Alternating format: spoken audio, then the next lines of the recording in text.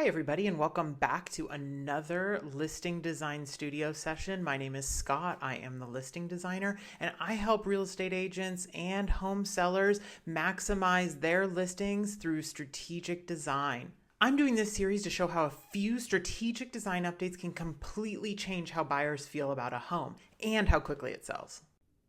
So my first impression of this home was boring and sad. And I think that can be attributed to a few things. First of all, the paint is one color. The garage door, there's not really an accent color. There's this yellow body and then there is a white trim paint essentially, and that's it. Where a third paint color would go a very long way. A front door color would be great because the front door really should be popping. And honestly, the garage door should probably be using the accent color as well, because when you look at it, just looks like a square blob. There's no dimension to it. I mean, we have these dormers up above, but that's just not quite enough. So I think the paint was my first impression. It has a very small jelly jar light next to it, and then a boring sort of 80s mailbox. So I think this house could really use some curb appeal updates. And, the only other thing is this tree. The tree over here on the right-hand side of the front door, it looks like a volunteer tree that probably should have never been growing there. So that would be something that I'd either trim up or completely remove because it's distracting and blocking from that initial first impression. So the first thing I did was cut down that volunteer tree. I don't want it there. It's completely blocking the house. The next thing I did was outline the walkway with some edging and then fill it in with a little bit of gravel and add some new ornamental plants so that we can create this entry moment as we're walking up, and also just add a little bit of texture and excitement for that first impression when buyers pull up. Then I painted the front door. I think this is essential, and almost every home should utilize front door paint because it just adds excitement and personality for homes as you pull up. I actually don't think you need to repaint this whole home. No, it's not a beautiful color necessarily, but if we're trying to minimize our spend, I would update just the front door color and a couple other miscellaneous items. And I don't think that exterior paint is gonna be an issue. I selected this Caribbean coral. It's a Sherwin color for the front door. I think it lends itself well to this yellow color that we have here. I think you could also do a green, you could also do a navy, but they just weren't popping enough for me. So I wanted something really bright and exciting. So I picked this Caribbean coral color. The only other paint things that I did on this home is I painted the garage door white, and I also outlined some of the details up on the dormers because before they were flat, all one color, but there's some architectural interest here. And so I think by highlighting these little details, it adds interest to this home that's otherwise leaning very boring. The next thing that I did was update the accessories that we have here. So I replaced the light fixture with something simple. Unfortunately, the light is up very high and tight against the front door. So you have to keep something that's pretty compact and also where the electrical is coming from the top. So I selected this. I mean, it's kind of like a retro farmhousey, which is not my favorite, but for this space, the most important thing is that it works and feels natural in the space that we have. And I think this is a really nice light fixture. So I have that linked down below. You can grab it if you want. Then I've picked new address numbers. There were not address numbers on here before, which address numbers are like the jewelry of a home. And there's no reason, at most places it's illegal not to have an address number. Maybe it's on a mailbox. No, the mailbox is over there. So anyway, we needed some address numbers. So I put some new modern address numbers right above the mailbox. So new, more modern light fixture, new address numbers, and a new mailbox so that when buyers walk up, they're immediately going to go, oh, this is a really cute mailbox, or oh, I love this light fixture, or they have this feeling of updated. That's going to be their first impression, as opposed to before just, oh, this is kind of sad. And the only other thing that I added here is this hanging plant because when we removed that volunteer tree, it created a big blank space on the side of this. You could also plant a tall shrub or something there. I put the shrub center to the window here, but you could put a tall shrub there and just put flowers on the other side. But I did a wall hanging fern because I personally think it's kind of like a little delightful, homey sort of element to bring in. You could also do a nice hanging pot of flowers. Anything that brings color, life, and excitement is the way to go. And then last but not least, I didn't mock it up on here, but depending on what they think this home could sell for, a front door would sure help. We have a very basic 6-panel door here. It honestly looks like an interior door to me. So what I put here is a fiberglass door from Home Depot. A small window up there is going to bring light into the entry on the inside, and it just adds some character and charm to the curb appeal. All right, so now stepping inside, the first thing that we notice is this carpet is worn and ugly. So the first thing is going to be getting rid of that. I suggest, because it leans into, because the living room leads directly into the kitchen and dining, it's one big area. Instead of bisecting it, which makes it feel a little bit small, I suggest changing out the entire floor in this main area into an LVP. It's not a very big area. It should not cost a lot of money. And I think they could stop there and only do LVP. Leave the carpet on the stairs, leave the carpet in the hallway. That's fine. We want the first impression to feel modern and large. And since this is the main living area in an otherwise for the size of the home, it's pretty small because it's an 1,800 plus square foot house, and that's just a pretty small little living area because there's like a bonus area that adds a lot of square footage. So when someone's looking at a 4-bed, 2-bath and they're walking in and this is it, we want to make it feel as large, cozy as possible. So change that out for an LVP. And then also these drapes, it just kills me. Like if you want to leave curtain rod up above the window, great. If you want to leave the shears, that's fine as long as they're clean and in good condition. When you leave a dated curtain hanging over a window, it's off-putting. They usually hold odors. They are a style that most people would not choose those draperies. There's just no point for them to be there. So those should come down immediately. If you're the agent of this listing, honestly, I suggest you go over there and just take them down right now. And then my other suggestion for this room is switch out the light. It's a basic builder boob light, which nobody wants. And what I suggest here is an 18-inch flush mount LED light. And the reason I like this one is because the larger the light is, the more expensive it feels. And this is not an overly expensive light, but the size of it is going to already make it feel more appropriate for this living area. And then secondly, it is very flush to the ceiling. So these look like some pretty low ceilings, and the closer the light fixture can be to the ceiling, the better, the higher the ceilings are going to feel. Okay, so my first impressions when we come into this dining kitchen area is a combination of the kitchen cabinets, the counters, and the backsplash. It just reads 2010, I'd say, maybe. It feels dated.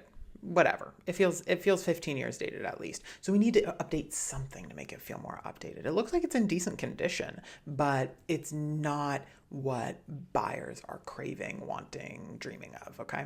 And this is at an entry-level price point. It's one of the hardest times in history for first-time home buyers. You want them to feel like or not feeling like they're going to need a kitchen remodel, which they're going to assume is going to cost them $30,000. Instead, let's just do it for them and then keep the price point similar, and you're going to get an offer like that. So I think our strategy with redesigning this here is we can keep the cabinets because the color themselves is not terrible, and the direction of interior design is going towards wood cabinets. And so painted cabinets tend to feel a little more dated. Sure, you could do like a nice green, you could do maybe a grayish beigey color, but again, I always feel like it feels cheaper. So if we can use these wood cabinets and then update around them, I think it'll feel more expensive than it ever would if we just painted the cabinets. So my suggestion here is keep the cabinets and update with some nice brass hardware, because I think the brass is going to work really well against this medium wood tone. Then I do think we need to switch out the kitchen countertops. Now, I thought about doing some quartz or granite, but at the entry-level price point, you're going to be in these entry-level granites and quartzes, which generally, they just don't feel expensive no matter what. And I'd actually rather have a laminate countertop that feels on trend and works really well with these cabinets. So I went with a Wilson Art laminate countertop in this black soapstone with a white vein in it. And what I like about this is this color of cabinet looks really, really nice with a dark kitchen countertop, and the vein in that plays with this statement stone trend that's really popular right now, like a really veiny countertop that even goes up into the backsplash. It's really popular. I do think that's kind of nearing its end in the trend cycle. And so I don't want to like go all in on that. I also think it's overly trendy and a little bit off-putting. And remember, we're playing in mass appeal here, so you have to be really careful and balance these trends of statement stone, but also lend it to mass appeal. So I went again with this laminate countertop, and I think it looks really, really pretty with these kitchen cabinets that we have here. So we're gonna do hardware, countertops, and then we'll have to do a backsplash. So if we pull out these countertops, it's going to mess up the backsplash. Plus, it's kind of like a 90s, or early 2000s tumbled stone backsplash with like the mosaic trim along the top. Like that is so over. So I went back and forth with this a lot, but I went with a pretty traditional subway tile. To me, subway tile is timeless. And we could have done something like a sort of like Zalige, but ultimately I think it's better because the countertops are black and they have a vein to kind of balance that trend with something very timeless on the backsplash. And I have chosen a medium, I think it's like an alabaster or an eggshell grout. That's linked down below too, so you can see what products I actually used. It's down in the description, and there's a link to a blog that kind of shows everything that I used on this house. But it's got a little warm tone. It's like an off-white, but leans warm, and that pulls in everything that we have going on here with the kitchen cabinets as well. It brings in that warmth, and then the flooring. So we updated the LVP throughout again, so I picked this light wood LVP. And the reason I chose that is we already have a medium to dark kitchen cabinet. And so there needs to be contrast there. We obviously don't want to use the same because it's going to look monotonous. So there's contrast between this lighter floor and these darker kitchen cabinets. But the veining, the grain in that flooring is this medium wood color. So they play well together. And of course we updated the light fixtures. So in the dining area, I went with this chandelier. Now, this is a really trendy chandelier because it's got the like scalloped shade on it and a linen, but I think it's really important to bring some warmth. Some of these spaces can end up feeling really cold. I'll get to it in a second, but this house needs staging. So I wanted to bring something that when people see it, they're going to find it very charming. So this light fixture, I find it very charming. And I think buyers are going to think it's really cute. And it's going to lend to this idea that it's updated, that overall this house is updated. And then in the kitchen, I switched out the light, the boob light that we have in there with actually the same one that's in the living room. And the reason I do that is it's a very small space and we need these light fixtures to play well together. And then last, again, remove the drapes. These drapes are killing me. And then last, we have some beadboard, already existing beadboard here, which goes really well with what we're seeing in interior design right now, which is this kind of like, we're calling it like modern heritage. And so I think instead of doing this very traditional clean white, I think we could update that to a color, and I would paint it a green. And I think a green color on this beadboard will really update the space, make it feel warmer. And so I went with a Sherwin-Williams color called Studio Clay. And I think it's a nice balance. The undertones will play really well with the kitchen cabinets, but it's still a green. So it feels updated and it has contrast, which I really like. Okay, sorry, this is the last part. But also, these cabinets just need a good rub down with some nice like wax polish, something to just give them life, give them shine, and it'll kind of gloss over any imperfections that are in these kitchen cabinets. So I linked a product down here that'll also work really well for that. Like I said, I really think this home could benefit from staging. I think that main area has to be staged, and honestly the primary bedroom should be staged as well, because the staging is really going to pull attention away from any of these imperfections. So staging can actually show them how to use this space, or if they walk in and the space feels small, if we have really good staging, it'll show them, oh wait, I really can fit a sofa, 2 chairs, coffee table, plant, all of these things that I want in here, and a dining table and bar stools, and there's a beautiful cozy area rugs. Wow, this feels so great. And I think staging shows buyers how to live in a home. It's a lot for them to imagine in that moment living there, and staging does that work for them. So I think staging's money well spent, and I would highly suggest it for this property. Now, I think doing the curb appeal and then doing this main area, living room, dining, kitchen, is probably would be enough to get this home under contract. But the first bathroom, this hall bathroom, it's pretty basic. We'd call it builder basic is what we would call it. And if we had a budget of just a couple $1,000s, I think a light refresh in here would work wonders as well. We all know kitchens and baths are huge ROI opportunities, and so it's probably going to be money well spent. So in this bathroom, my first impressions are we've got a builder grade mirror, a very basic light fixture that we've seen for 20 years, honestly, at this point. Very plain countertop, the cheapest faucet you can get. And then the tub actually looks like it's in really good condition. It looks like it's either brand new or it has been refinished.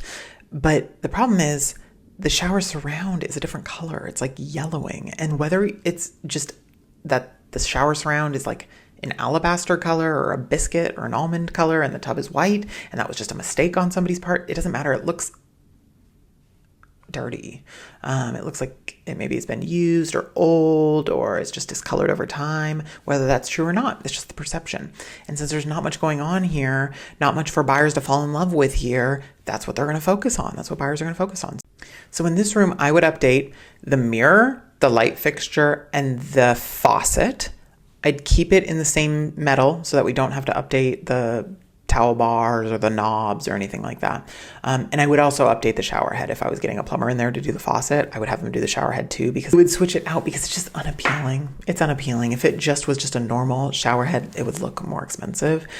And you could stop there, but if we could switch out the shower surround, I would do that. If you're going to spend the money, I would do that. If you're not going to do that, I'd get a shower curtain up in here so that it takes some of the focus off. So I have a shower curtain linked that I think is super cute.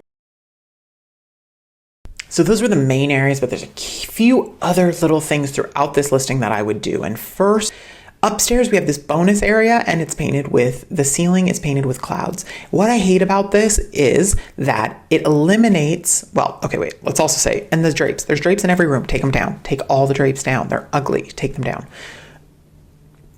What I hate about this cloud ceiling is it's alienating. Okay, so clearly this was used as a kids area or maybe a craft area or whatever. What if this is supposed to be the man cave, okay? What if a buyer wants to use this as a game room? They want to use it as a crafting station. They want to use it as what? Okay, that alienates those buyers from that, because all I'm seeing right now is that I'm gonna have to paint this ceiling and that I hate it. I have an off-putting feeling about this space.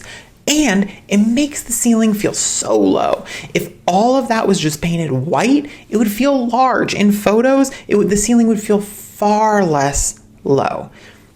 So I would paint this all white, just white ceiling flat, no glare, like you can see now from the window. It'll read so much better in photos. And then last, this is the backyard. Why isn't this mowed? Get a landscaper, get yourself out there with a lawnmower and mow this lawn. This is a huge yard. All we can see though is that it's completely unkept, which is not the feeling we want people to be leaving with. We want them to see the potential of this space. And so when this is all mowed, we're gonna see that they have ample room to entertain, have a garden, play with the kids, do all the things. But right now all I see is work. So this backyard should be mowed. You want to see all of the photos, all the before and after photos, so you can zoom in. I have all of that linked below, and I have a blog post that goes through all of the before and afters of this listing redesign.